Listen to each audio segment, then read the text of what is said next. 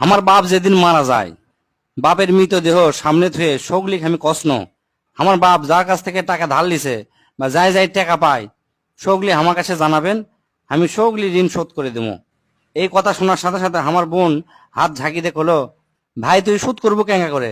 তুই তো আজ 5 বছর ধরে চাকরি নাই, বেকার থাকে এতগুলা টাকা তুই কেঙ্গা করে শোধ করবো?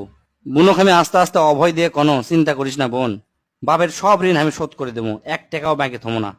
পরের দিন সকালে ঘুমোর থেকে উঠতে না উঠতেই দরজা খুলে দেখি বারান্দার 4-5 জন লোক বসে আছে, পাওনাদার। দেখে আমার গাও ঘামে উঠলো। অকরে কি কমো, আমার মুখের ভাষা আসলো না। রাতটা ঠিক মতো পার হবার দেয়নি, আসে হাজির। সামনে যাতে একজন খাড়া হলো, খাড়া হয়ে আমাক করছে, আমি অমুক ব্যাংকত থেকে আসছি, আপনার বাপ তার বেটা বেটির নামে 20 লাখ টাকা ব্যাংকত থুয়ে গেছে, তাড়াতাড়ি ব্যাংকত আসেন।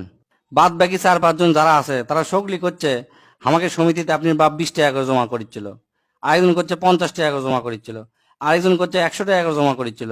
এল্লা টাকা নেওয়ার জন্য আমাকে সমিতি অফিসে আসেন। পরে সব হিসাব করে দেখি বাপ আমাকের জন্য প্রায় 37 লাখ টাকা জমে থয়ে গেছে। টাকাগুলা হিসাব করতে করতে আমার একদিন রাতের কথা মনে পড়ে গেল।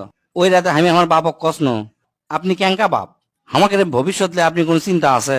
আপনি লাগাতে বাপ আমাকে দরকার নাই, কোনো টাকা পয়সায় দেন না আমাকে, আমরা চলমো ক্যাঙ্কা করে?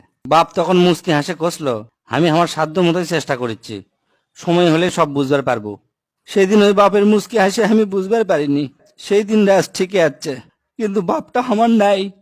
মাঝে মাঝে রাতের বেলা আকাশের দিকে তাকে কই, বাবা আজ পর্যন্ত তোমাকে বুঝতে পারলাম না, তোমার উপর খালি রাগই করে গেছি, কিন্তু তোমাকে জোরে ধরে কোনোদিন আই লাভ ইউ করতে পারলাম না। আজ বুঝিচ্ছি, কৃষক তুমি এক শার্ট পরে 3 বছর পার করিচ্ছিলা, কৃষক তুমি এক স্যান্ডেল 32 বার সেলাই করিচ্ছিলা, তোমার কাছে ক্ষমা চাওয়ার সময়টাও দিলা না। আমাকে তুমি মাফ করে দিও আব্বা, জীবনে তোমার সাথে অনেক বেয়াদবি করছি। তার কয়েকদিন পর খোঁজলে দেখি আমার বাপ কারো কাছে 1 টাকাও বাকি করেনি, 1 টাকাও ঋণ করেনি, বরং অনেক মানুষক টাকা ধার দিছে, তারা এসে দিয়ে গেছে। তাই তোর হাত পাও ধরে কই দোস্তরা, তোকে বাপ অনেকেই বেঁচে আছে, বাপের সাথে কোনোদিন বেয়াদবি করবো না।